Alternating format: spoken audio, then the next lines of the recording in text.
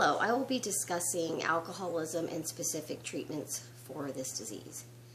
Currently, alcoholism is the third on the list of preventable causes of morbidity and mortality, and this is according to the Department of Health and Human Services.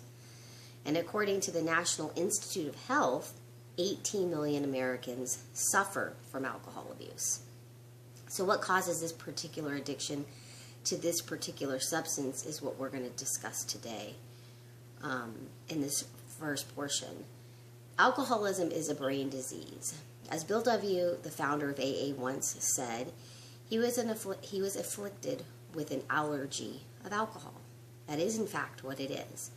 That is the current position from the National Institute on Alcohol and Abuse and Alcoholism as of 2012.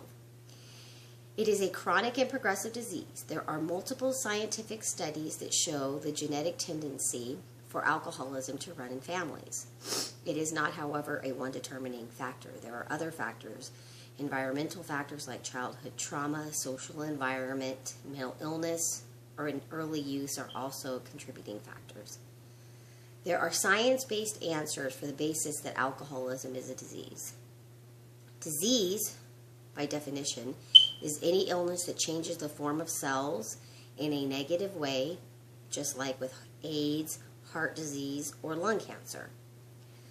Addiction in itself attacks the brain, specifically the limbic system, which is known as the reward system in our brain.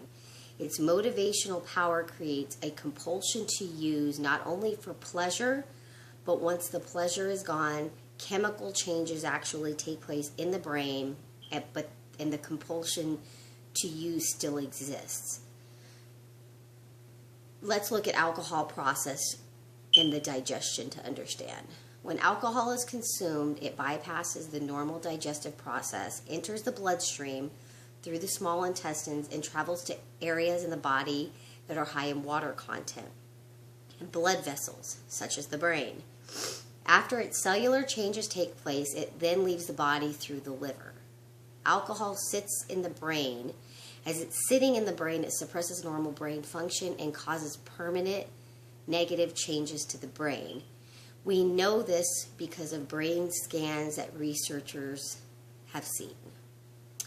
When an alcoholic takes a drink after drink after drink, the liver takes hours to metabolize and rid the body of alcohol. Thus, this alcohol is sitting on the brain for a very long time. At what levels negative changes occurs varies. However, we know that alcohol abuse consists of binge drinking and heavy social drinking. The treatment for an alcoholic usually begins with a detoxification period. This is usually done in a medically supervised setting. It usually lasts 3 to 5 days. However, residual symptoms can last weeks. Vital signs are monitored, and symptoms of delirium tremors are also watched. During this acute period, medications such as benzodiazepines for anxiety, anti-seizure medications, blood pressure lowering medications are given. Alcohol withdrawal can be life-threatening and is life-threatening, and symptoms progress at a rapid rate.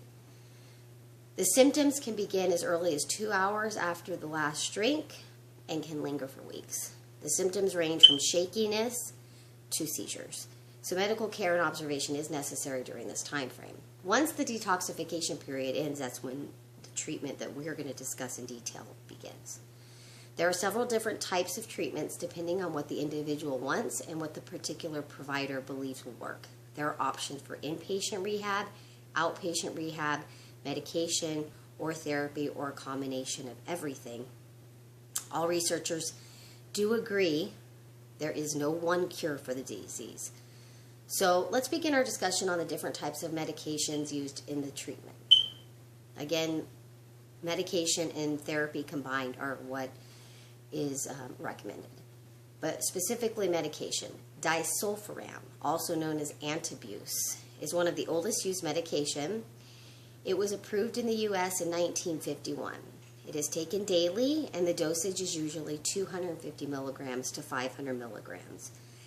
The medication actually prevents the clearance of alcohol in your system thus creating a toxic level. Hopefully not reaching a toxic level because your reaction is so severe when you take your first drink.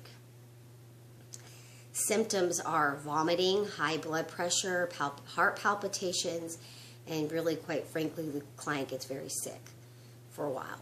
If the client does take the medication and drinks heavily, it can be fatal. It is more of a behavioral medication. The medication must be taken every day to work, so medication compliance is imperative because a client could simply not take the medication and drink without any problems. Unfortunately, in the U.S., the medication is not widely used, even though studies have shown that the medication is effective when given to the right type of patients. It must be used, obviously, under supervision and in conjunction with other therapy.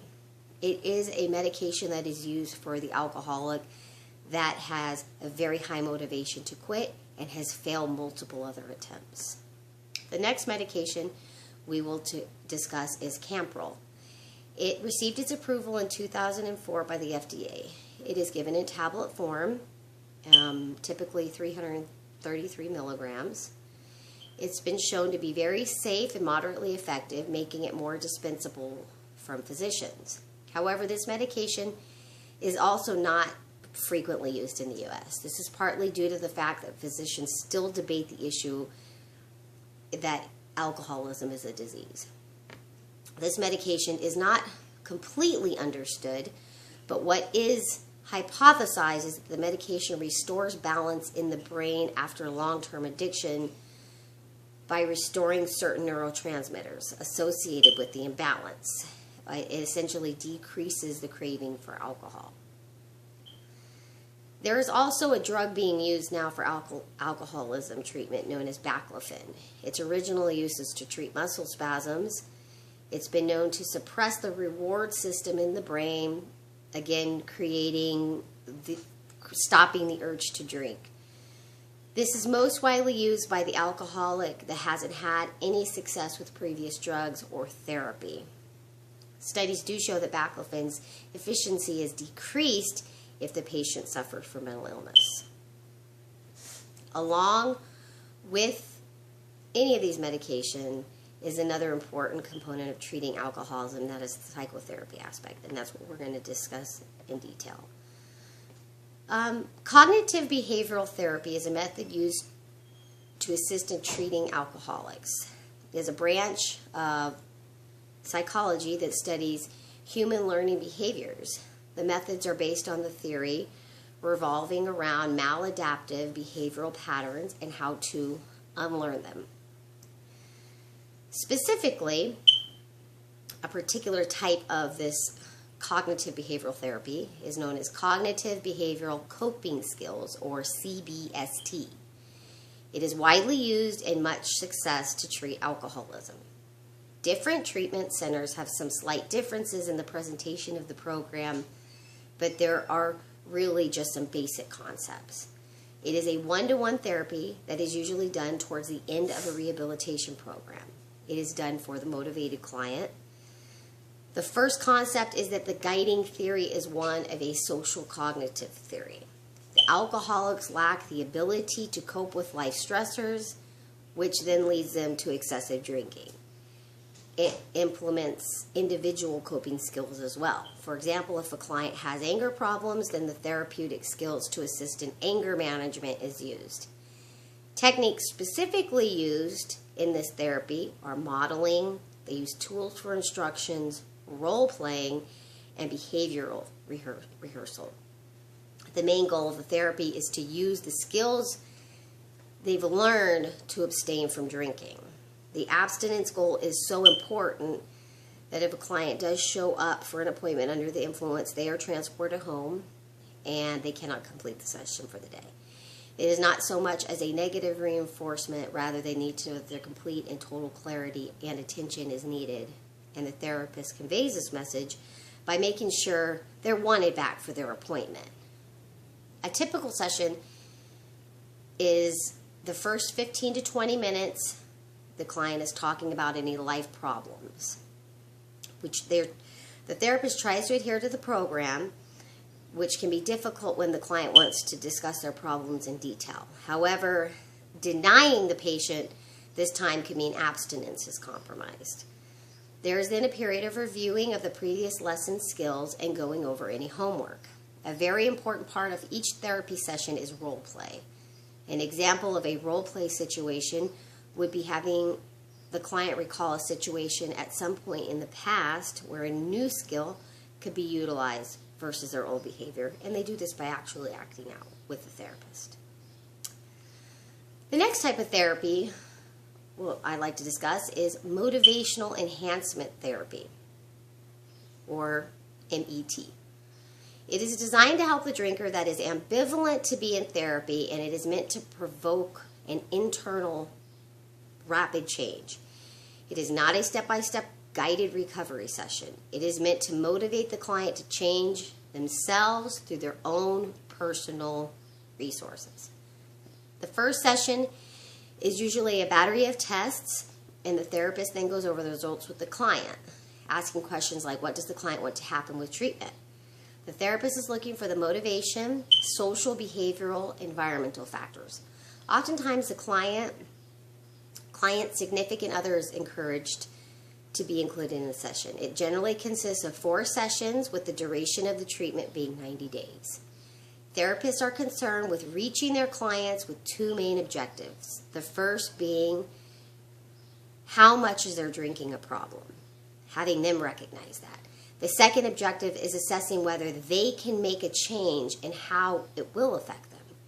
The therapist displays empathy but makes the responsibility to change solely on the client. Reflective listening is a key skill used by therapists in this program. Some key principles of MET is to develop discrepancy by helping the client see where they are and where they want to be. Using a 1 to 10 approach is a good tactic, asking a client on a scale of 1 to 10 how they feel about their situation and how they would like to feel. Another principle to avoid argumentation. This can be done by not attacking the client's drinking behavior. The client themselves need to voice their argument for change. Ultimately, ME is not a how-to approach like cognitive behavioral skills. It is a tapping into oneself to find their own answers. It is very different from the 12 steps. Another type of therapy is called community reinforcement community reinforcement approach. It is a form of positive reward system for sobriety. The simplest philosophy of this approach is to rearrange the client's life so that abstinence is more rewarding than drinking. It uses incentives to stop drinking rather than unpleasantness, such as taking an abuse or confronting others from the past, as you do in AA to make amends. There are few steps taken in this process towards sobriety. First is the client exploring the motivation behind quitting drinking. Therapist and client can generate lists of negatives and positives of drinking and change. Once these reasons are made to quit, an abstinence sampling is done, if not a total abstinence is committed to. If the client is fearful of quitting drinking, then the therapist will encourage a trial 30-day period. Next, the therapist and the client spend some time creating an analysis of the client's drinking patterns, such as when do they start, why do they start, what are their triggers. One interesting point that is touched on during this particular phase is exploring the positive consequences of alcohol consumption that may have reinforced drinking in the past. This is important so that the individualized treatment plans can be made. Once the analysis is made, a treatment plan with specific positive reinforcers is done. This is done by putting the client that has more than likely isolated themselves into situations where they are surrounded by non-drinkers. For example, joining a sports club, involvement in a church, involvement in a 12-step meetings, or really any choice of a program tailored specifically to the client. A study done at the University of New Mexico on the efficiency of CRA found it more successful in suppression of drinking than a traditional disease model counseling approach, such as the 12-step program. Which brings us to our final type of therapy, 12-step facilitation therapy, TSF. This particular program is based off of the Alcoholics Anonymous Fellowship and their guiding 12 principles. The main objective of the program focuses on the first 3 steps in AA, which is acceptance and surrender. It is a very structured program with specific tasks for each specific meeting. There are 12 individual sessions with the encouragement of the individual to fellowship with AA members in between sessions.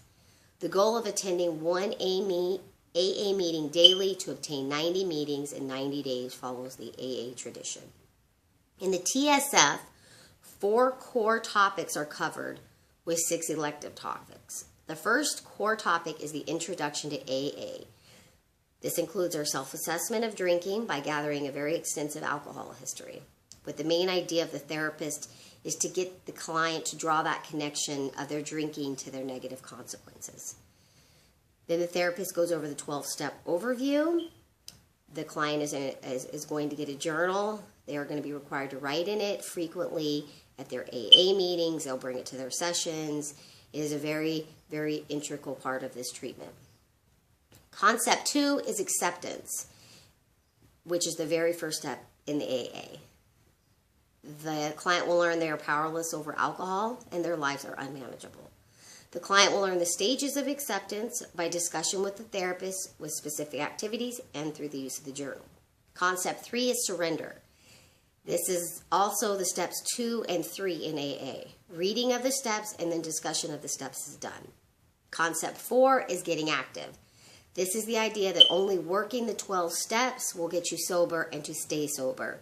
The client needs to be engaged in AA, have a sponsor, have a copy of the big book, and really engaging in the program. The elective topics are incorporated into the program according to the client, to the individual client. They consist of the Geneogram, enabling, moral inventory, and sober living. An important note to make is that confrontation is a key concept for therapists facilitating 12-step programs. Confrontation is a method for helping patients to see their behavior in perspective as reflecting resistance to accepting the reality of loss of control and unmanageability, which is very common for alcoholics.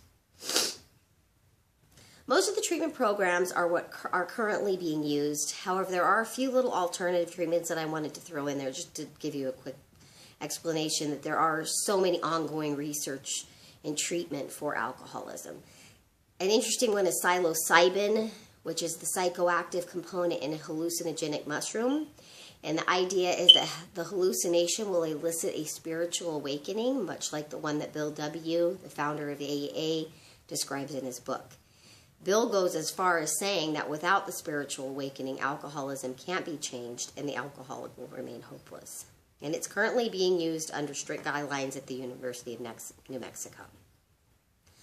Another interesting alternative treatment is the use of an implant. It takes the old-time drug of naltrexone and replaces it in an implant form under the belly.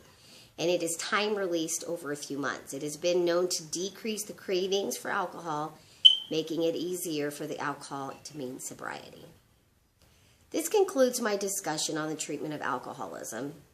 As I did mention earlier, these treatments are not used alone and are not recommended to be used alone, and they are not a cure for the disease. Thank you for watching.